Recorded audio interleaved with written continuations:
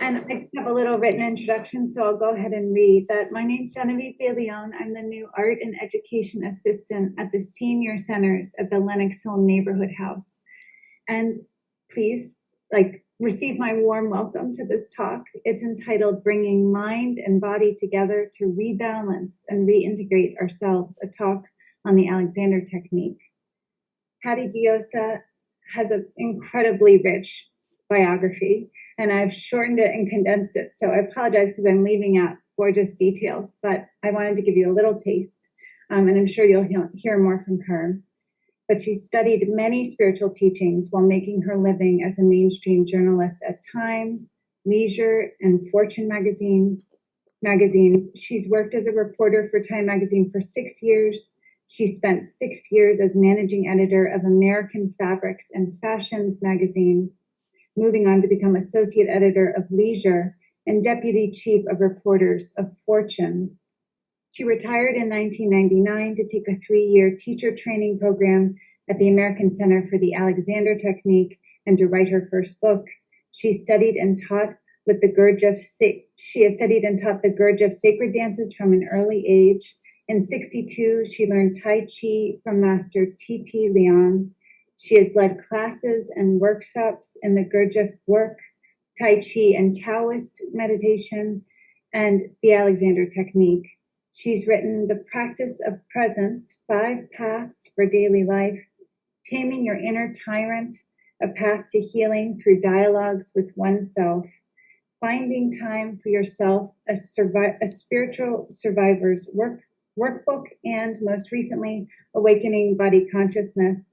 She's also consulting editor of Parabola magazine and The Daily Good, and she blogs regularly at www.pattydyosa.com. It's such a joy for me to welcome Patty, and I'm going to pin her video so you can see her more prominently. And then I'll hand it over to you, Patty. Thank you so much. Okay, thank you. Thank you. Okay, folks, so what I'd like you to do right now is not move from where you are and just how you are. Oh, that means you too, Mayjoy. No move. And just see what my question is where is your center of gravity right now? What are you leaning on in order to hold yourself up? Sometimes I'm on your back. That is not necessarily a good thing. Sometimes it's on one butt. You know, we cross our legs a lot when we sit, which Alexander teachers are not that happy about, actually, because you're shifting your weight around but shifting is good. So notice how you're sitting is not a judgment thing, because judgment is interfering all day long with our seeing what is, basically. So the center of gravity is really important when you think about balance, and we're going to talk about that more later. But just sit comfortably now. And let me say that all of us have unconscious habits of muscle tension that create what we call poor posture. The Alexander Technique, some people think it's about posture, not so much about posture as about freedom to move. But freedom to move, maybe I have to know where my center of gravity is. So faulty breathing, aches and pains, carpal tunnel syndrome. The Alexander Technique can address all of these. It's a psychophysical re-education of our neuromuscular system. Now, I'm going to repeat that because it's a lot of big words. A psychophysical re-education. It is re-educating. It's why we call ourselves teachers and not therapists. We're teaching you something that you can then practice for yourselves. So we want to change our balance sometimes and have more ease of movement and take away some of the extra stuff that is kind of cramping our style of freedom of movement. Sprain or pain is also part of this. So let me tell you about Alexander. He was not some teacher. He was a kid in Australia. In fact, he lived in the outback. So the problem he had was the nearest other house or farm, he lived on a farm, was 80 miles away. That's the outback for you. And so he learned very early that if you want to fix something, you have to do it yourself. There is not necessarily going to be any help. Solve your own problems. But in any case, when he went to Big Town in his early 20s, he wanted to be a Shakespearean actor. That was his profession from his point of view. So he had these wonderful Shakespearean monologues. He would dissertate, and then after some months of doing this, he lost his voice. This was, you know, for an actor, losing his voice, serious stuff. So he went to a doctor. He went to several doctors, and they all said, there's nothing wrong with your throat. Why don't you, you know, sit on the beach for, I think it was in Sydney, yeah. Sit on the beach for 2 or 3 months and then go back to work. So he did that. And within 20 minutes that he went back to work, he lost his voice again. So he said to himself, I'm doing something wrong here. I'm doing something that's interfering with my own expression. He got a 3-way mirror and he began to observe himself. Well, the first thing he noticed, and this is the key to a lot of our problems, was that as he did his dissertation, he was doing this. He was spewing forth his Shakespeare with his head. Now, this position of the head back and down and tension in the neck is called the stress response. So try it now, right now. Think of, wait a second. Think of a big noise coming at you. That is the stress response. Yeah, exactly. So everybody try it. And get a sense of what is happening to your neck. So from Alexander's point of view, the neck became the master key, or rather the head-neck relationship. How to free up the head so it floated over the neck rather than pulling down. So one question I want to ask you right now is, where do you think your head sits on your spine? Can you point to it? Those of you who allow me to see you, point to where your head sits on your spine. Yeah? Wow. Okay, now I see you. I see you, Miles. Okay, so let me suggest you take your fingers and put them in your ears.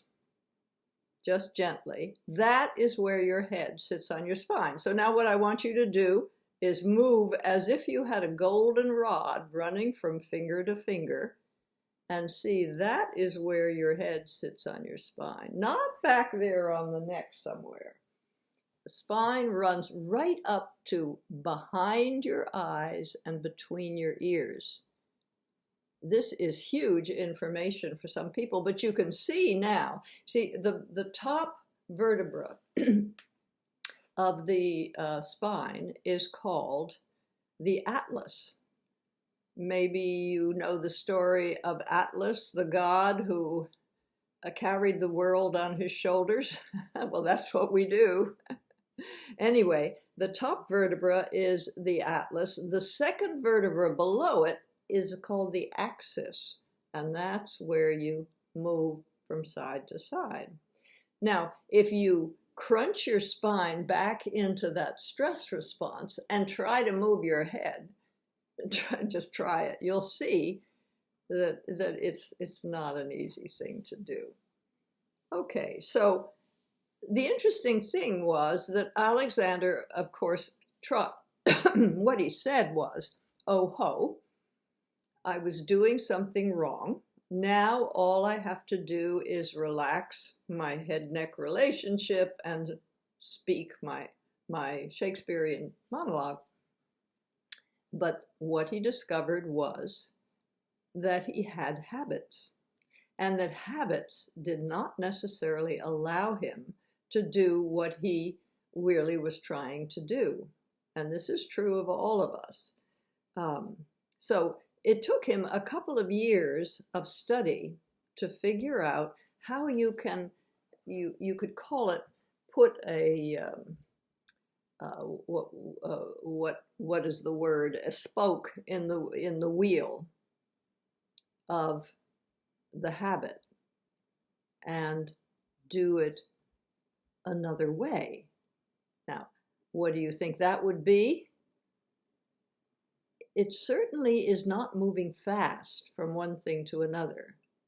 It certainly is not depending on the psychophysical organism to do my work for me. It's really, we're talking about mind-body work, the head directing the body.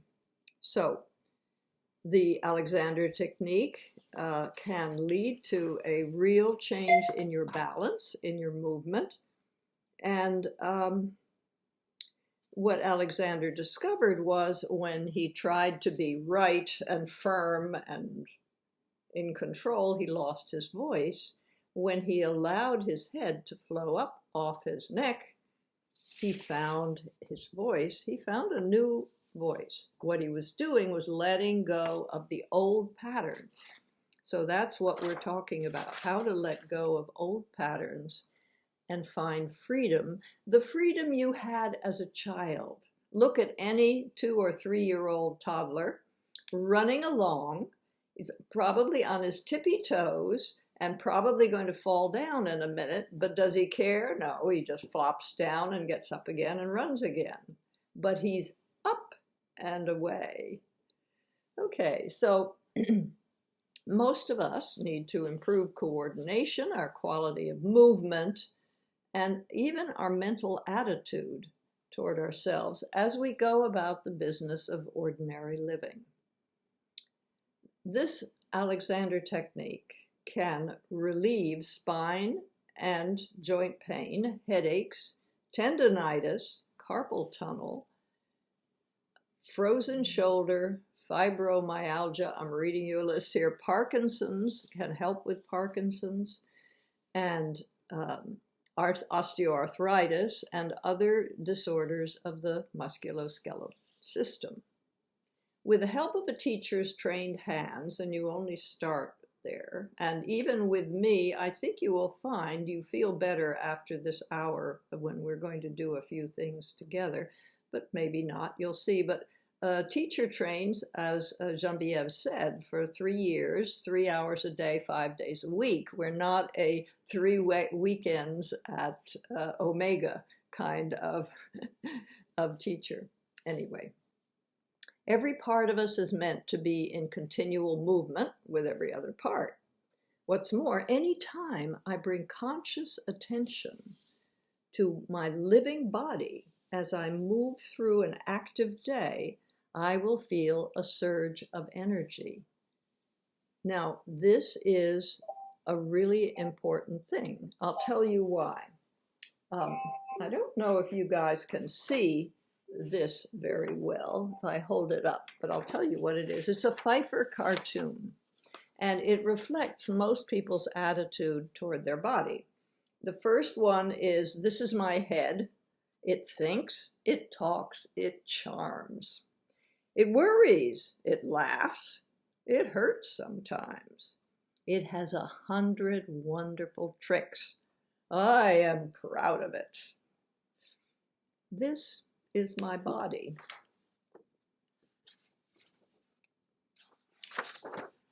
It is kind of funny looking, and it malfunctions sometimes. It looks better in winter clothes. I have as little to do with it as I possibly can, and lucky for my body that I need it to chauffeur my head around. Otherwise, out it would go. So ask yourself if there's anything there that connects with your attitude. Okay, so when we are meant to be in continual play, our parts with every other part. So that brings a lot of joy. It happens anytime you become aware, whether you're standing or sitting, of all that is going on under your skin, which is, as you know, the biggest organ in your body. So let's try that right now. Notice your butt on the chair, or if you're sitting on a cushion, that's fine too, Mayjoy.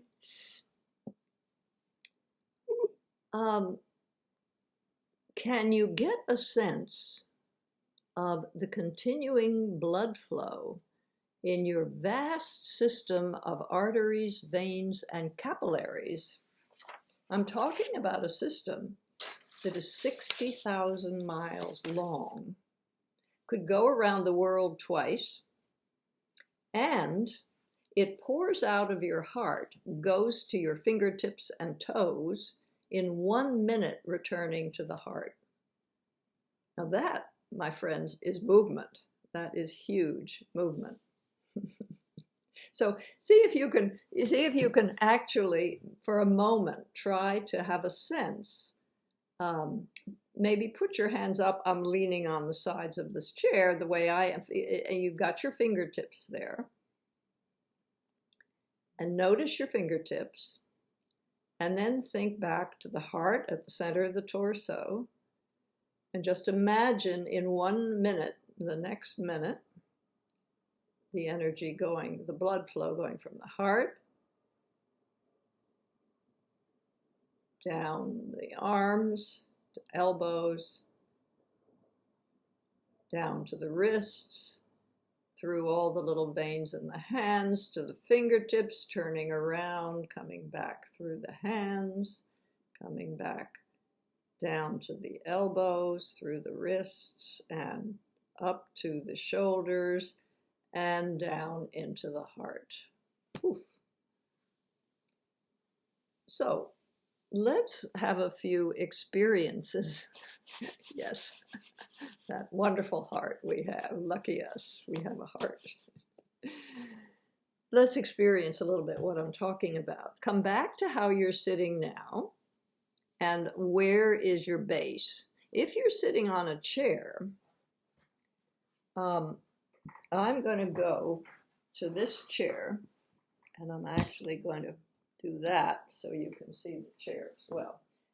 So we learned a moment ago that my head sits here. Find yourself on the chair. See if you can find your sit bones, which are pretty big, bumpy bones in your butt. You can put your hands right like that and find them. And then see if you can come up from there. Notice I do have a pillow here that helps me.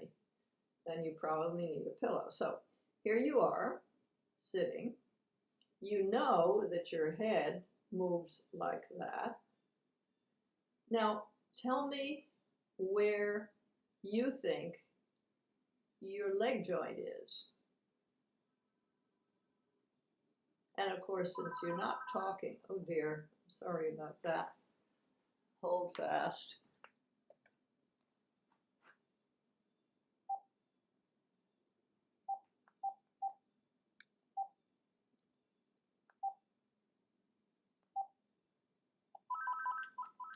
I'm sorry about that. I meant to do that before the session began. Okay, so what I want you to think about is where your joint is. And I'm going to say that many people think your hip joint is here, but it is not.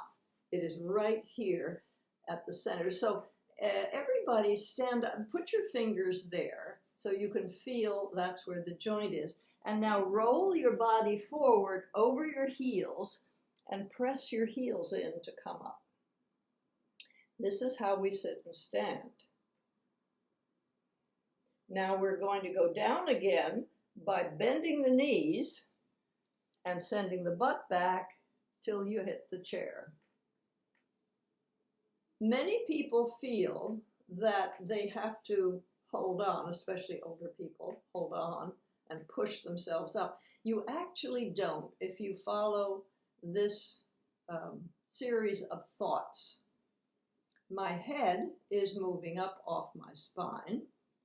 My knees are going forward as my whole torso comes over my heels, and I press in my heels. So just to show you, my head is moving up, my heels, and I come up from there.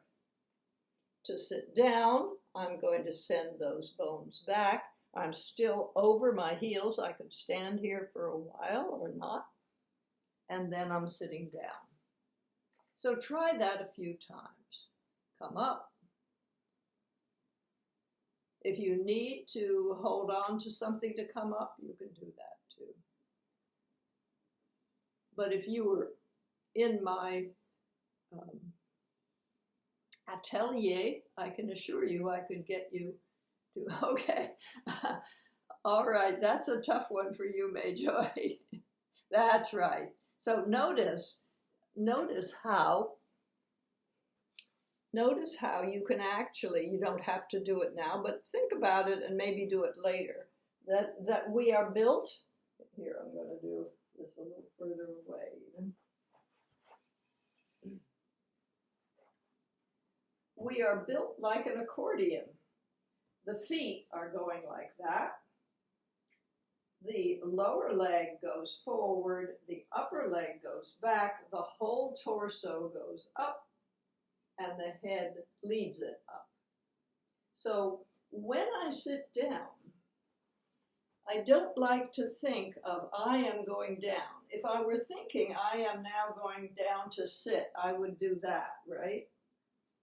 But no, I'm going to bend my legs and let my butt go back. My head is still going up, and there's a chair there. Yes, there's a chair there.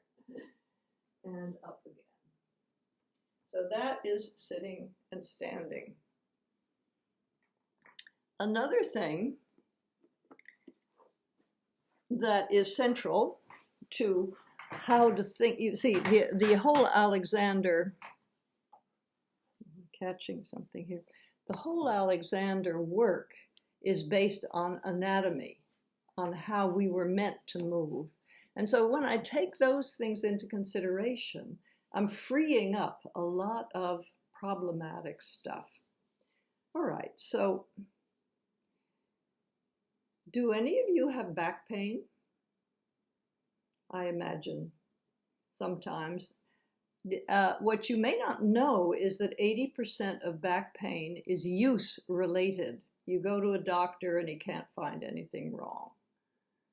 So why is that? It's again because I'm not sitting on my sit bones. I'm sitting, actually, as you said, May Joy, you can sit on your back, which is not necessarily a good thing for the spine. So we know now where our hip joints are and where our, just having my notes here. So where are your shoulder joints? Does anybody know? Can you show me where you think your shoulder joint is? Not in the front, but in the back. So put your finger in the back and swing your arm forward and back and feel how the joint moves. So again, this is a small thing to know, but once I both know it and apply it to my thinking as I move, I begin to discover that movement is not as kind of pushy or hard as it used to be. So if I said sit up straight, what would you do? Sitting up straight is neither the army position or relaxing into a slump. Relax into your favorite slump. What is your favorite slump? Mine is kind of the head goes a little bit forward and my back rounds, and this happens, especially when you get older. Okay, so suppose now that you were to, well, what do you notice about where the head is? Where's the head when you are in your slump? Yes, exactly, it's down. Now, go up into an upright posture And what did the head do? The head led your body up. So another secret of anatomy I'd like to share with you, we'll go back to our fingertips, is that the fingers lead the arms. One of the reasons we slump a lot or have this forward thing is because we're on a computer, you know, doing that. So I'm sitting up straight. My hands are facing up on my knees. And I'm going to think about my fingertips on my right hand. Send the fingertips of your right hand out to the side and then bring them to the top of your head.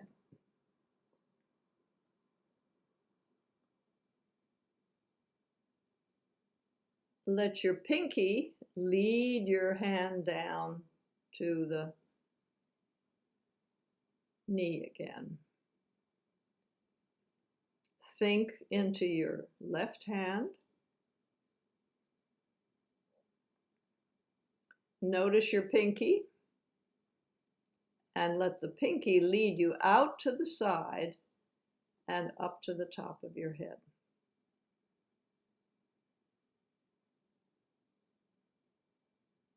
And then just relax your arm down. The fingertips lead your hands down. So what's important about that? You might notice now that you feel a little quieter. And that's because we are always doing with our arms in front of ourselves. And the fingertips leading the body, it takes a while to get that into your sense of reality. But in other words, thinking about it over and over again until it becomes a new positive habit. So we could take both hands, you know, as if you were going to brush your hair, and bring them to the top of the head. Hello, top of head. And just let them go down again. What that is doing is sending this message of movement from the center of yourself, your torso, your back. So in fact, the Alexander saying is, fingertips lead the arm out of the back. If I think in my back and in my fingers, I'm letting go of all the tension in the arms and shoulders.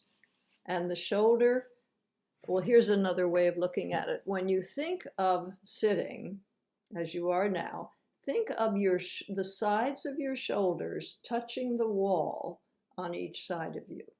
They're rubbing against the wall so that you're not forward and you're not back, you're out. Talk about the horizon. Let your shoulder move out to the horizon endlessly. So the spine. Let me just mention a little bit about your engineering marvel of a spine. It's a central pillar, as you know, it holds you upright, but it allows you to bend and twist. Try twisting, try bending. Notice how the spine readapts itself as you do that. It's made in segments, 24 of them, so it can support the head and neck, but anchor the rib cage, bear the weight, and offer stability to your upper structure. It also protects the spinal cord. And these bones, these 24 bones, are 2 times as tough as granite to withstand forces of compression through 50, 80, 90 years. They are also 4 times more resilient than concrete against stretching, and about 5 times as light as steel. So going back to the Alexander technique, it's all about noticing, about awareness. That is the first of, you could say, 3 pillars of the technique. We need to wake up to where our body is at any moment and how we are moving it around. We begin to observe postural patterns and habits that are not in our best interest, so we find a way out. That's why I say judgment is interfering all the time, because the minute I notice that I'm kind of slumped, I say, oh my gosh, that's no good, being bad again.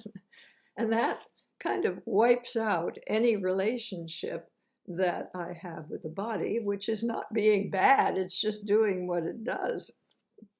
So as we learn how it's meant to work and attend to our movement, our life does begin to change with less tension, less pain in the joints, because the whole idea is to free up our joints, that we can move around the way we were meant to move.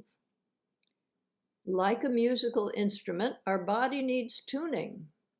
So you can, for example, those of you who have achy hips, for example, sometimes you'll find if you've been sitting for 2 hours, then you get up and you're really sore. There are things you can do about that. Like a musical instrument, we need tuning. And so one way to tune is to stand correctly. I'm going to go over here where you can see me better. And now, just standing there, anybody want to stand up? Raise one heel and lower it, and raise the other and lower it, and see how, as you do that, I don't know if you know Marcel Marceau, the meme of long ago. He used to do this on stage. And it looked as if he was walking, but he's walking in place. This is a great way to oil up your hip joints. So if you're feeling stiff, just stand in front of your chair. And even if you were in a restaurant, you know, you could very subtly move from one foot to the other and get that oiling started. Okay, so the first pillar, as I say, is this awareness. The second pillar has to do with pausing. Alexander called it inhibition, but it's not a great word. It's, you know, we have associations for it. So what I like to call it is the pause that permits choice.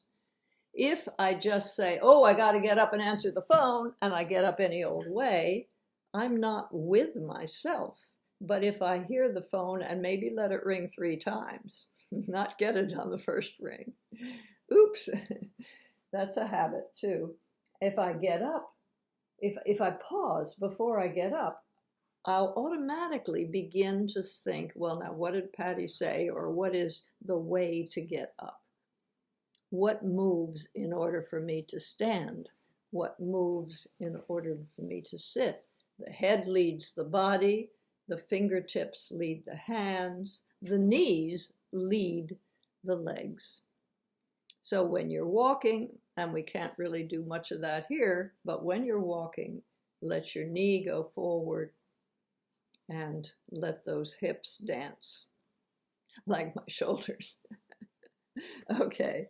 So the second pillar, the pause, which is what Alexander took so long to figure out because he discovered his habits interfered. The pause is going to allow you to let your mind enter your body. This is this key of mind-body movement. So one of the things I suggest is whether you're walking or trying to figure out how to do something complicated, mathematical, let your mind be with your movement. You're on your computer or you're on the street.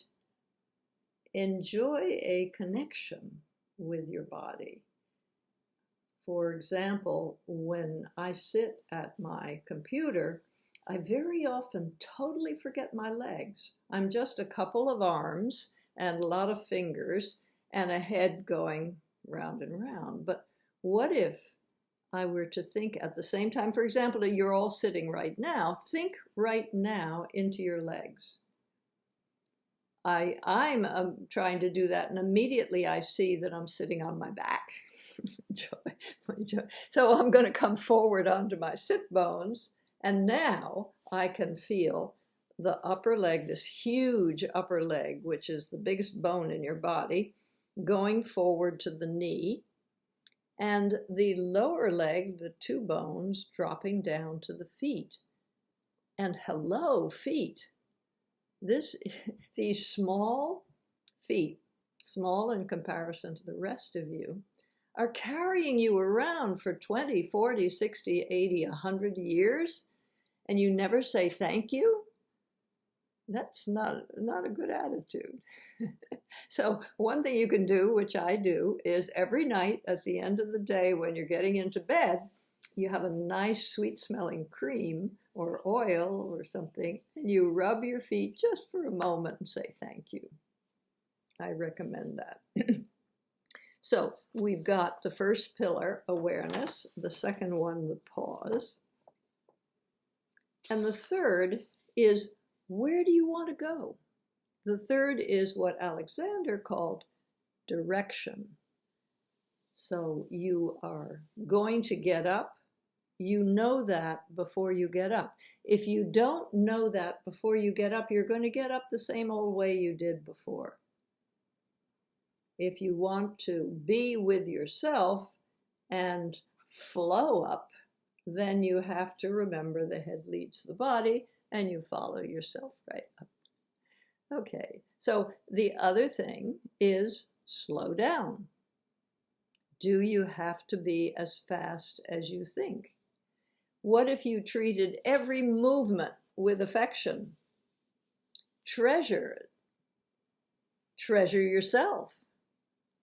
Even ask yourself out loud, just where am I going as I rush through my life?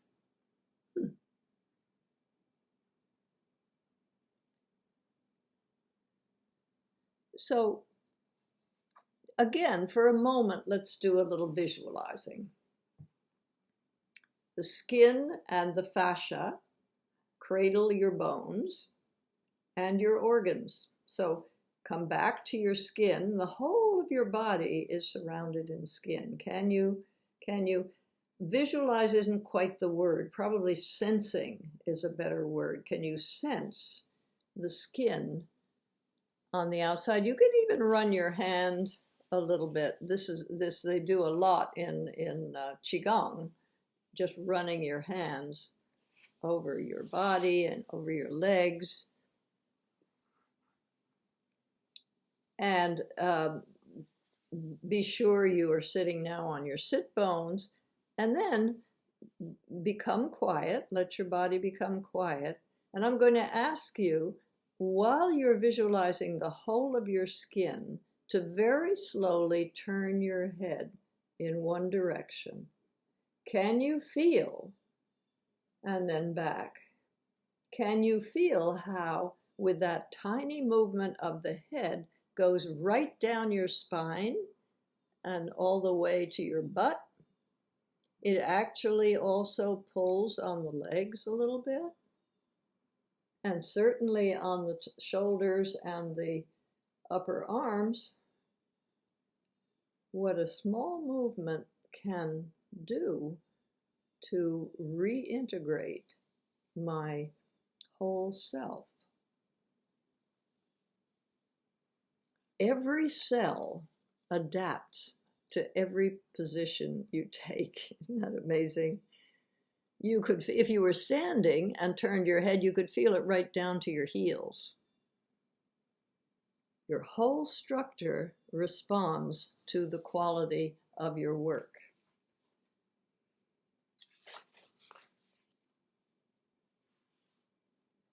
Every part of you responds at every moment to your thoughts and emotions as well. Tensing, releasing, holding on, letting go, all of that is going on. If you feel heavy after a day's work, you are going to actually be heavier. But suppose you visualized yourself expanding to fill the walls on either side of you, to fill your room with yourself. Or suppose you are soaring up above the earth like the eagles. Ah, that feels good. Nothing like flying. And say your hands, my hands can get very achy. Say your hands are tired from all the work you've been doing, or you've been in the kitchen cutting things and so forth. Suppose you imagined that your hands were growing huge, as big as a baseball mitt. In fact, I can show you a very interesting exercise that is a Qigong exercise. Put your hands very evenly together so that they're straight up and down. Okay, so you see that the tops match, right? The tops are matching. You're going to drop one hand and leave the other up. And now close your eyes and let your hand grow. Think of the fingers growing longer. Think of them going up toward the ceiling, longer and longer. Just as if they could, you can feel the skin moving upward to help make them longer. And the fingertips are practically touching the ceiling. They're almost touching the ceiling there. Ah. Okay, now bring your heels of your hands together and see if there's any difference between one side and the other. Mine was ½ an inch. I don't know about you guys. Anyway, it does work, and you can try it another time. You can, with your thought, grow your hand. The other thing that I think is important for all of us, which I haven't really talked much about, but which is also central to the Alexander technique, is how we breathe. But it's all related, because if I'm in stress, in the stress response, my ribs are clutching closed and my diaphragm has no ability to move up and down. So I just want to show you what I have right on my computer. That is a message we all need to remind ourselves of. So I'm just going to finish by suggesting, and then we can have questions, right? That you become a disciple of the work you choose to engage in. Seek your own essential rhythm, a rhythm that is visible in the work of accomplished craftspeople around the world as they sweep the floor or saw wood or paint a house or cook dinner. Their work, inner and outer, flows freely from their movement. Their dedicated movement, for which hourly, daily, momentary commitment, momentary attention, awareness, pause or follow your movement and know where you want to move. Attention, inhibition, and direction, the 3 pillars of the Alexander technique. So thank you all very much. And anybody who wants to ask questions, go ahead. Anybody can unmute themselves.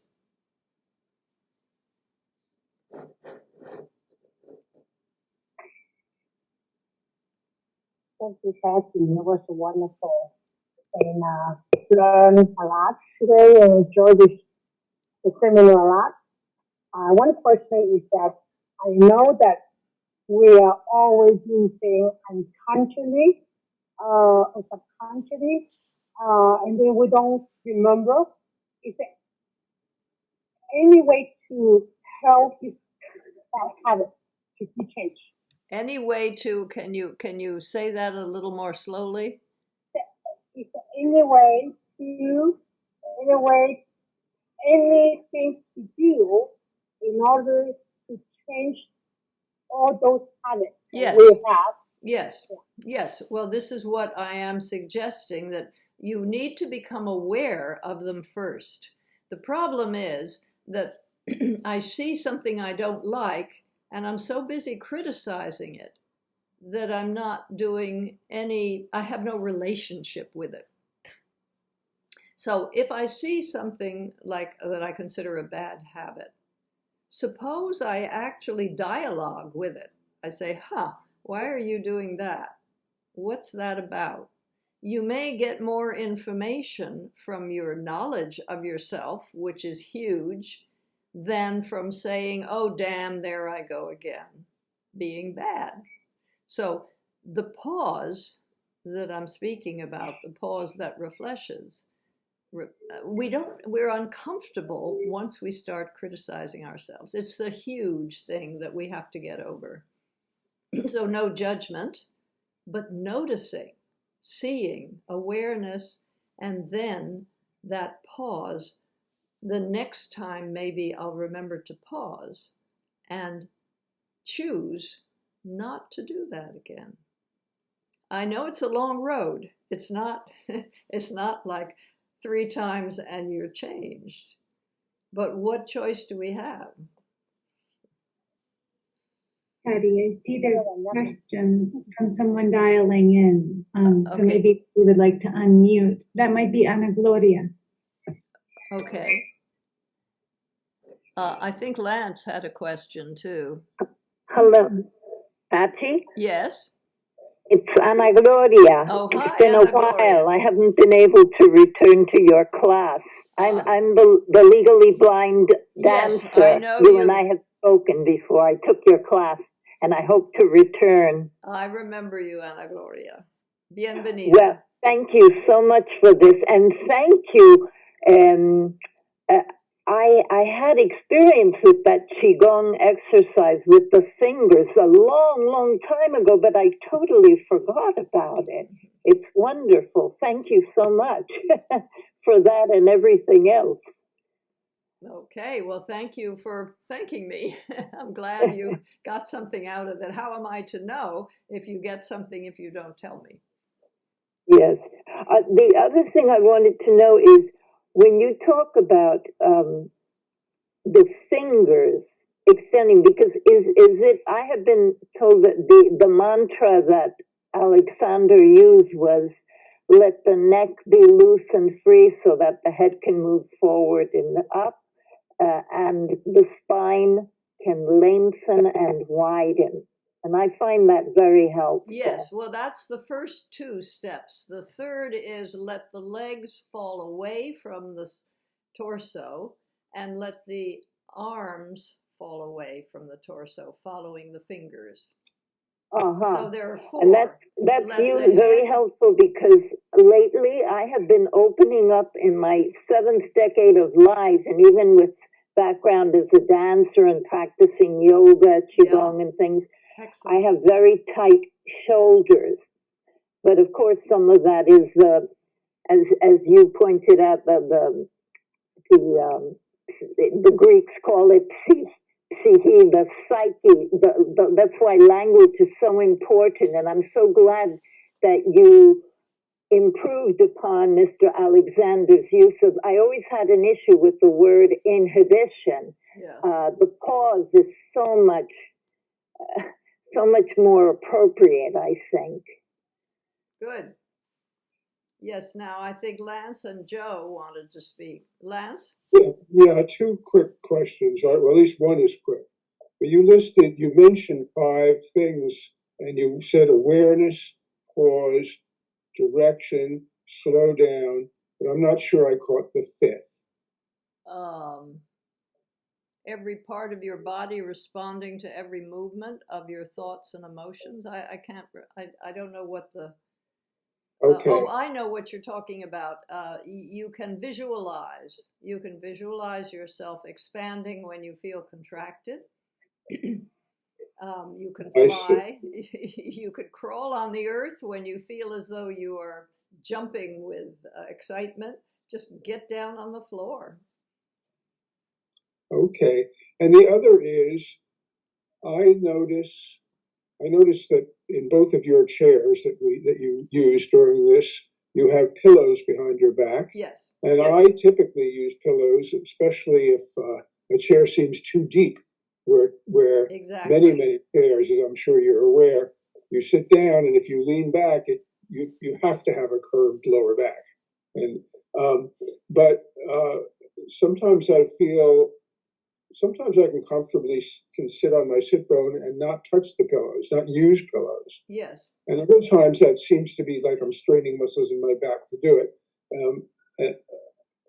I think that's not something one should do for a long time. You see, it is very good to come, for example, if you're going to stand up and you come to the edge of your chair and you find your sit bones and you sense your spine rising and your head moving off your spine and lean forward, you will float up because your intention leads your body.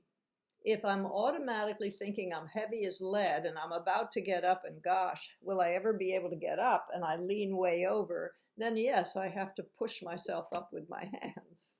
It's a very big difference.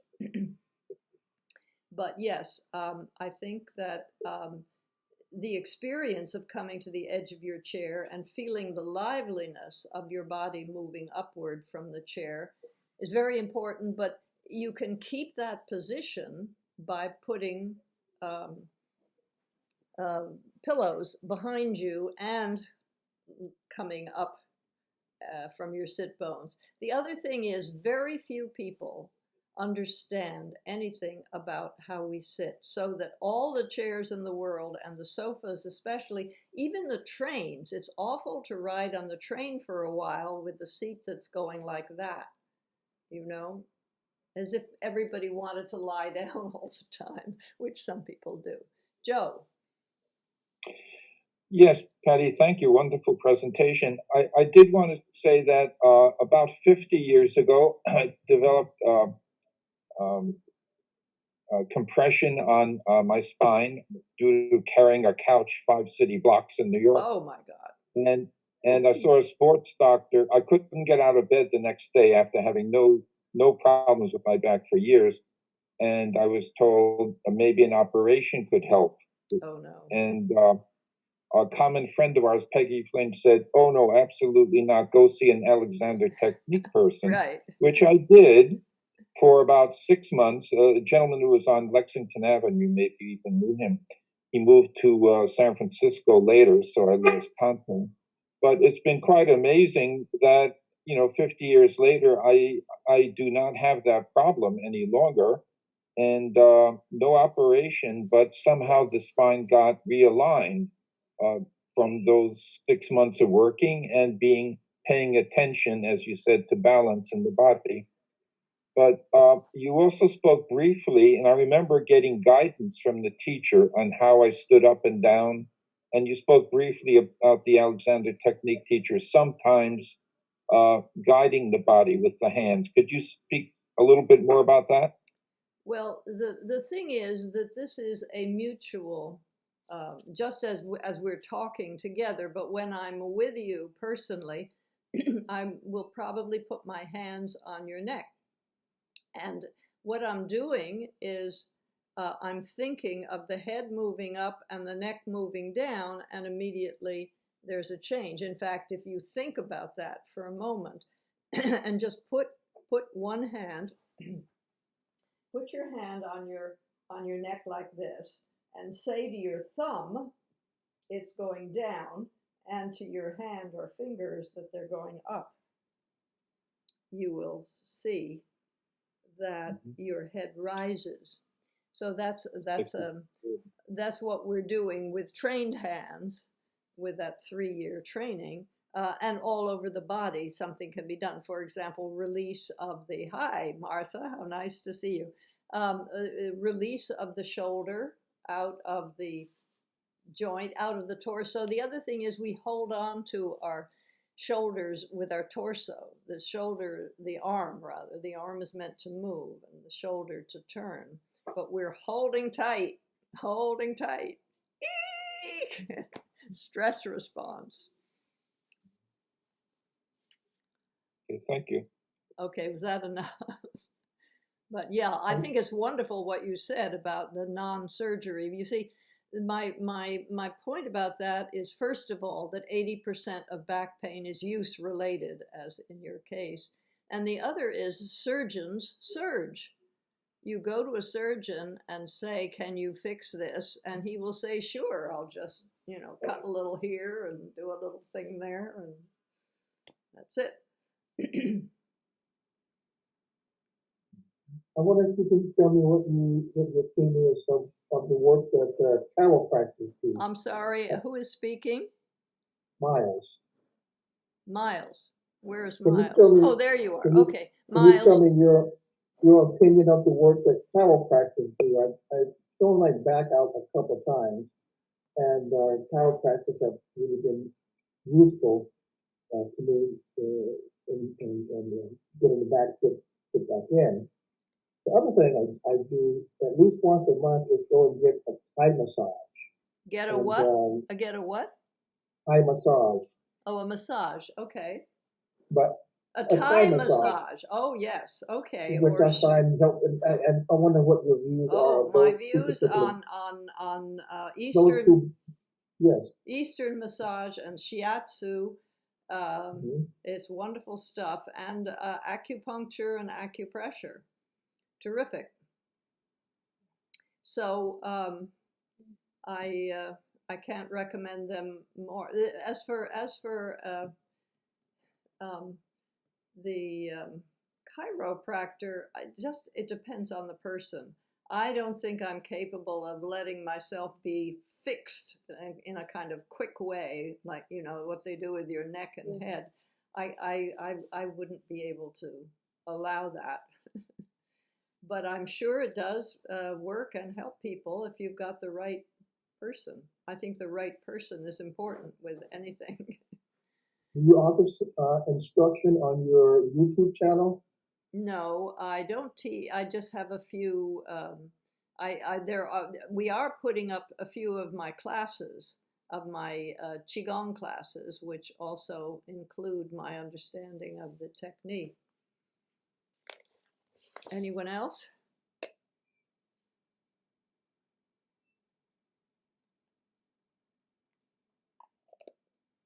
I see,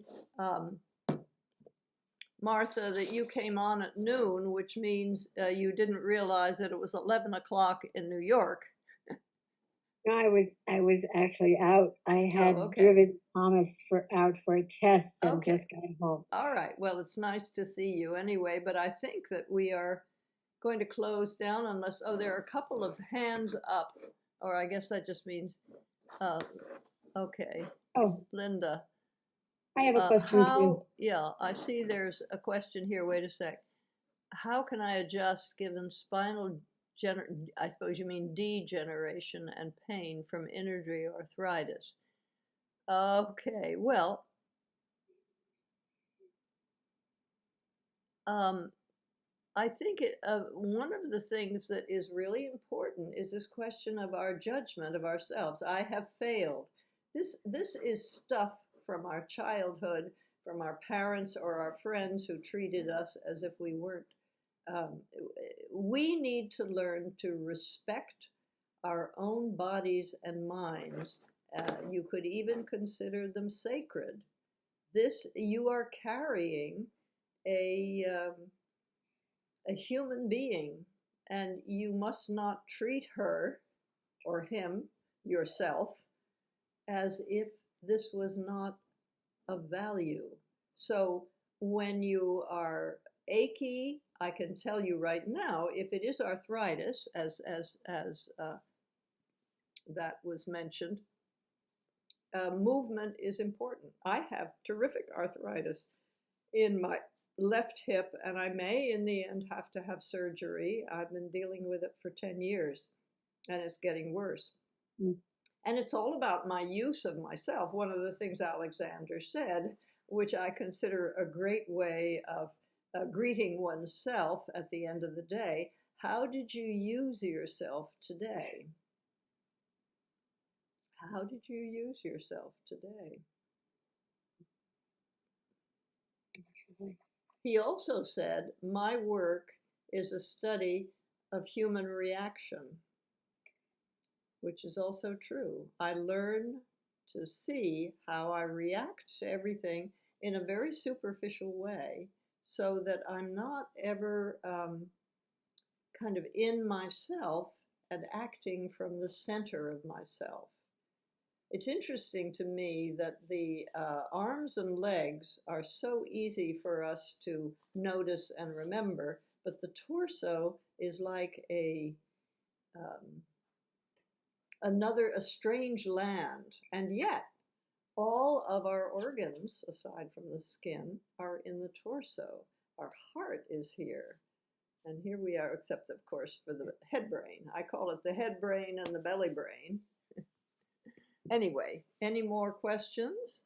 I'm very grateful for all of you to come and share with me this very important teaching.